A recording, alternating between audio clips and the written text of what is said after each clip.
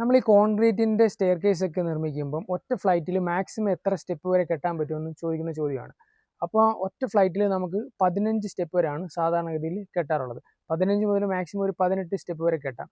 Minimum പറയുമ്പം ഒരു 3 step വരെ 1 മുതൽ 3 വരെ സ്റ്റെപ്പ് വരുമ്പോഴാണ് നമ്മളൊരു ഫ്ലൈറ്റ് എന്നുള്ള നിലയിൽ കണക്കാക്കുന്നത്. അതല്ലെന്നുണ്ടെങ്കിൽ മാക്സിമം വരുമ്പം 15 മുതൽ 18 സ്റ്റെപ്പ് വരെ. അതിനപ്പുറത്തോട്ട് നമ്മൾ സ്റ്റെപ്പിൻ്റെ എണ്ണം നമ്മൾ കൂട്ടാറില്ല. കൂട്ടിക്കഴിയുകയാണെന്നുണ്ടെങ്കിൽ അതിനിടയ്ക്ക് സപ്പോർട്ടിംഗ് ആയിട്ടുള്ള പില്ലറോ എന്തെങ്കിലും കൊടുക്കേണ്ടതായിട്ട് വരും. അങ്ങനെയാണ് കോൺക്രീറ്റിൻ്റെ സ്റ്റെയർ നമ്മൾ കെട്ടുന്നത്. നമ്മൾ ഈ സ്റ്റെയർ കേസിൻ്റെ കാര്യത്തിൽ ഒരു ലെവൽ മുതൽ അടുത്ത ലെവൽ വരെയുള്ള കണ്ടിന്യൂസ് ആയിട്ടുള്ള സീരീസ് ഓഫ് സ്റ്റെപ്പിനെയാണ് നമ്മൾ ഒറ്റ ഫ്ലൈറ്റ് എന്നുള്ള നിലയിൽ കണക്കാക്കുന്നത്. അപ്പോൾ ഒറ്റ ഫ്ലൈറ്റിൽ മാക്സിമം 15 സ്റ്റെപ്പ് എന്നുള്ള നിലയിലാണ് കിട്ടുന്നത്. അതിനപ്പുറത്തോട്ട് നമ്മൾ സ്റ്റെപ്പ് കെട്ടാറില്ല.